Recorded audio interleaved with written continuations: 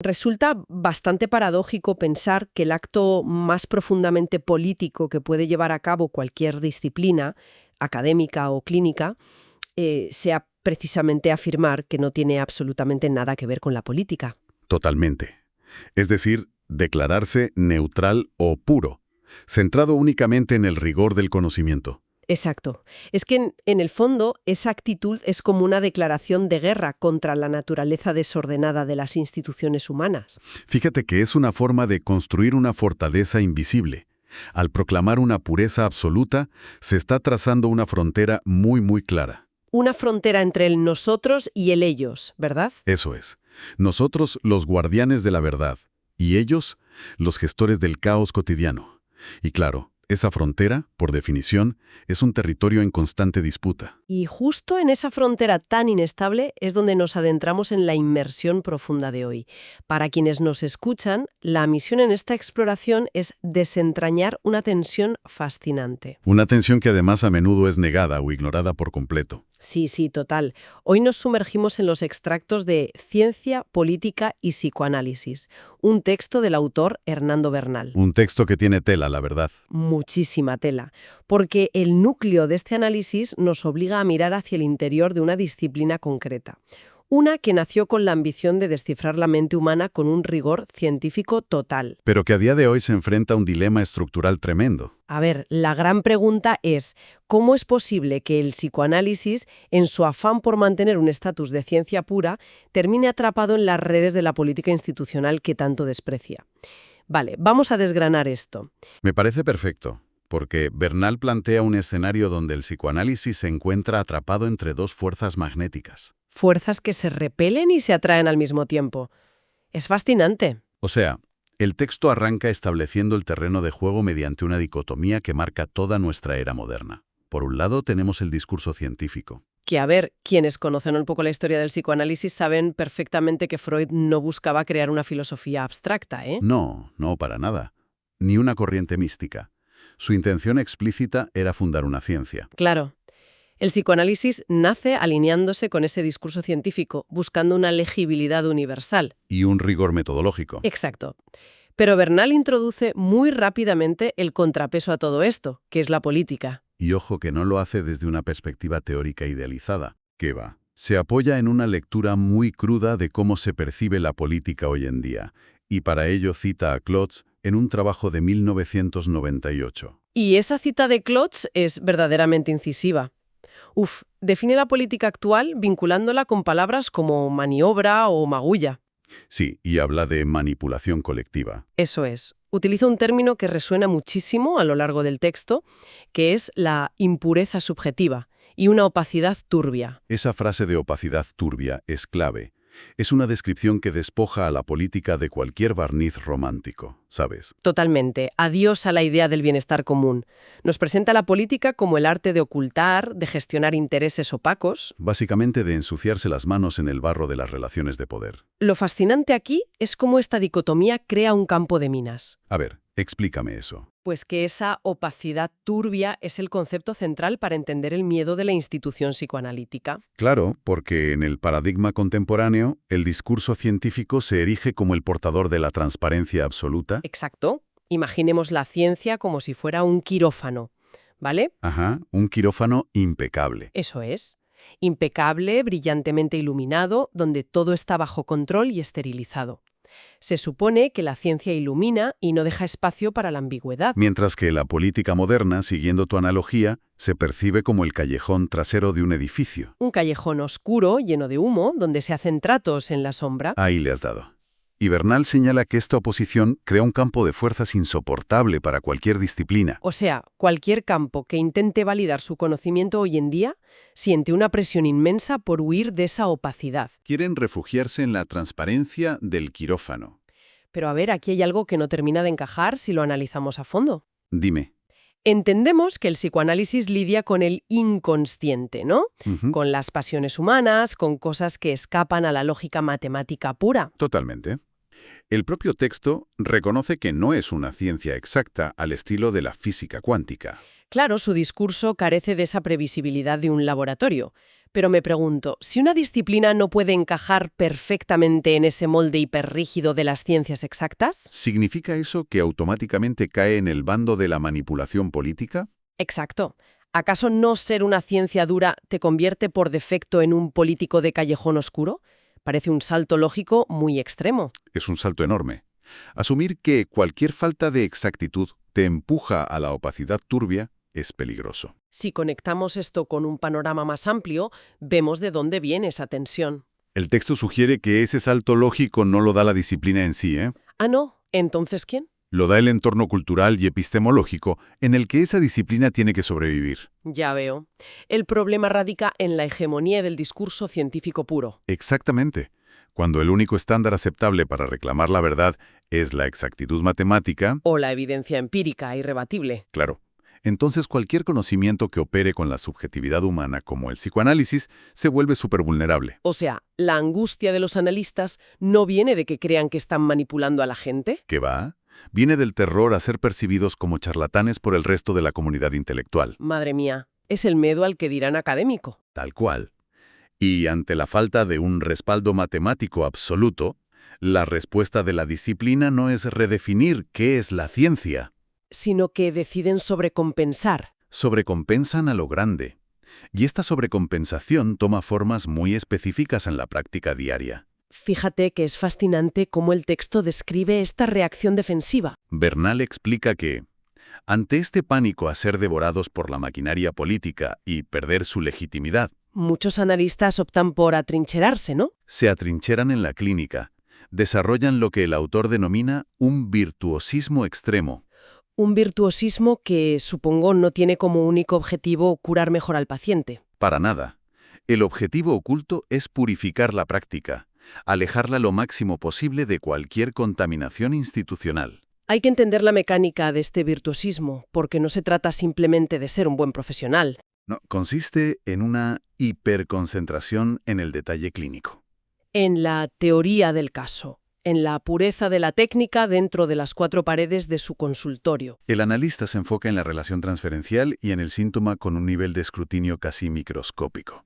Y al hacer esto, el mensaje implícito es muy claro. Vienen a decir algo así como: mi trabajo es riguroso, es técnico, impecable y, sobre todo, no está manchado por los conflictos de poder que ocurren ahí fuera. Y aquí es donde la cosa se pone realmente interesante. A ver, porque para visualizar cómo funciona este mecanismo de aislamiento, se me ocurre una analogía. Dispara. Imaginemos a un chef de alta cocina, ¿vale? Vale, un chef de estos con estrellas Michelin. Exacto. Un chef que se encierra en su cocina a perfeccionar una receta en absoluto silencio. Esa cocina es la clínica, su espacio de virtuosismo. Ajá. Pero este chef se niega rotundamente a lidiar con los proveedores, o con los sueldos de los camareros, o con la gestión del restaurante. O sea, ignora por completo la institución que sostiene su cocina. Eso es. Él cree que mientras su receta sea perfecta, el restaurante funcionará. Pero, ¿es realmente posible separar la práctica pura de la estructura humana que la sostiene? Pues mira, si el restaurante quiebra por una mala gestión política o económica, de nada sirve que el plato sea una obra de arte. El restaurante cerrará igual. Totalmente. Esto plantea una pregunta importante sobre esa mecánica de dependencia estructural que expone Bernal. Porque el aislamiento clínico al final es una fantasía de autosuficiencia, ¿verdad? Es un espejismo. El texto es categórico al afirmar que es en las instituciones donde verdaderamente se pone en juego la política. Claro, la práctica analítica no flota en el vacío. Requiere una infraestructura para existir. Necesita formar a nuevos profesionales, debatir casos, validar quién está capacitado para ejercer. Y toda esa infraestructura, o sea, las escuelas, las asociaciones, los congresos. Todo eso está atravesado por dinámicas de poder humano. Es pura política institucional. O sea, que si el analista se encierra en su consultorio ejerciendo ese virtuosismo técnico para evitar mancharse con la opacidad turbia de la política, Está dejando la institución en manos del azar. o peor aún, en manos de aquellos que solo están interesados en el poder burocrático puro y duro. Y ahí se genera un vacío enorme. Al negarse a participar en la política de su propia institución bajo la excusa de proteger la pureza de su ciencia, ¿No están acaso condenando esa misma ciencia a la irrelevancia o al colapso interno? es que se produce una fragmentación que amenaza la supervivencia misma de la disciplina. Bernal lo señala muy bien. ¿El qué exactamente? que esta evasión de la política institucional tiene un impacto directo en la transmisión del conocimiento. Claro, porque en el psicoanálisis la transmisión no ocurre simplemente leyendo un manual en tu casa. ¿Qué va?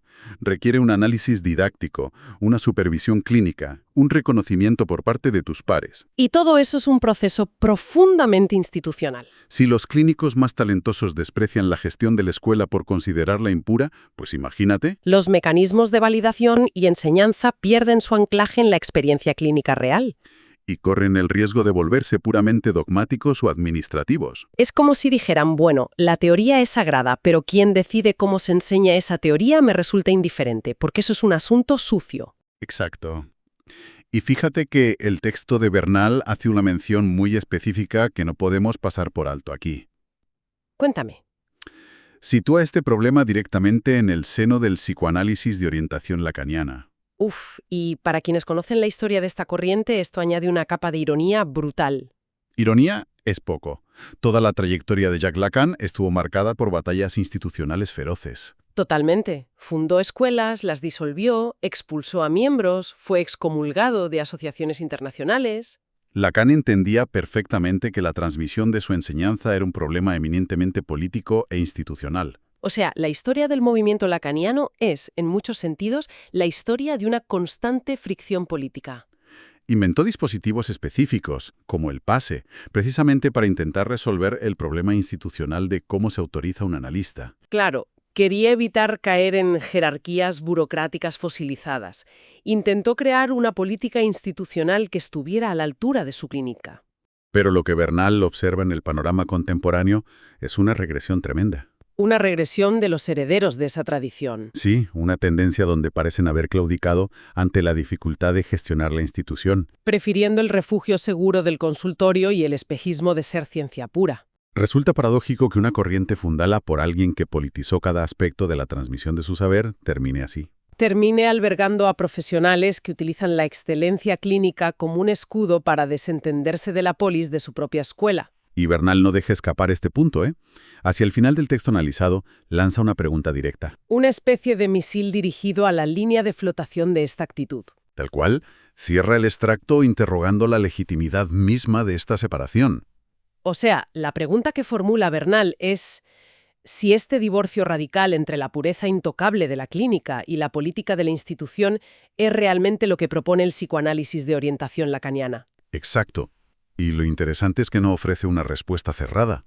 Deja que la audiencia saque sus conclusiones. Sí, sitúa esta contradicción frente a la comunidad para forzar una confrontación con sus propios textos fundacionales. Es una forma brillante de obligar a mirar el punto ciego. Bernal sugiere que leer a Lacan únicamente como un clínico genial y obviar su faceta como arquitecto institucional es una lectura parcial y conveniente. Muy conveniente. Si se amputa la dimensión política de la institución, se está traicionando una parte fundamental del andamiaje teórico que sostiene la práctica. Cada institución no es un error de diseño que deba corregirse huyendo hacia la ciencia. Claro. Es más bien el motor mismo de la disciplina. Eso es. La clínica genera interrogantes que la teoría intenta formalizar, y la institución es el terreno áspero donde esa formalización se debate. Donde se aprueba o se rechaza. O sea, sin el barro de la política institucional, la clínica corre el riesgo de convertirse en un solipsismo. En una serie de brillantes curas individuales que no logran articular un conocimiento transmisible para el futuro. Entonces, ¿qué significa todo esto? Bueno, significa que tiene repercusiones más allá. Claro, porque esta fricción interna de una escuela psicoanalítica resuena mucho más allá de las paredes de un consultorio. La relevancia de este análisis de Bernal es absoluta para quienes nos escuchan, porque funciona como un microcosmos de un problema universal. Totalmente de acuerdo. Lo que ocurre con el psicoanálisis y su miedo a la opacidad turbia es exactamente el mismo drama que atraviesan, no sé, las universidades. O los institutos de investigación, los medios de comunicación independientes o las organizaciones científicas. Demuestra que cualquier intento de producir verdades profundas sobre la condición humana o el mundo natural choca invariablemente con una realidad. Que el conocimiento requiere una estructura material y social para sostenerse. Y las estructuras sociales son, por definición, campos de batalla políticos. Ese es el corolario ineludible. La obsesión por alinear un campo del saber exclusivamente con el discurso de la ciencia pura a menudo funciona como un mecanismo de negación. Se niega que la obtención de fondos, la formación de las nuevas generaciones o los criterios de publicación son decisiones políticas.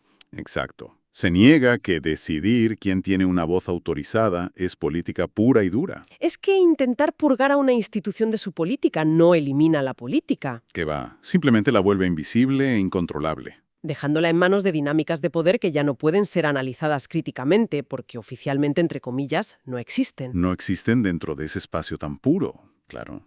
Es esconder la basura bajo una alfombra de rigor metodológico. El texto nos deja muy claro que no importa la cantidad de virtuosismo que se alcance en el trabajo individual. Si se ignora la maquinaria institucional, el conocimiento queda en una situación de extrema fragilidad. Es una advertencia súper potente sobre los peligros de enamorarse tanto del ideal científico que se termina despreciando la realidad humana. Esa misma realidad humana que, paradójicamente, hace posible la existencia misma de la ciencia. Llevando las conclusiones de Bernal a su límite lógico, surge una perspectiva que nos obliga a repensar completamente el tablero. A ver, hemos examinado cómo la política, con sus maniobras y su naturaleza supuestamente contaminante, es una constante ineradicable. Ineradicable en cualquier colectivo organizado, sí. Y hemos visto cómo la reacción instintiva ante esto es construir ese muro de virtuosismo clínico y pureza intelectual. Un muro diseñado para mantener la opacidad fuera. Sin embargo, si aceptamos que la política institucional es el suelo mismo sobre el que se asienta cualquier disciplina,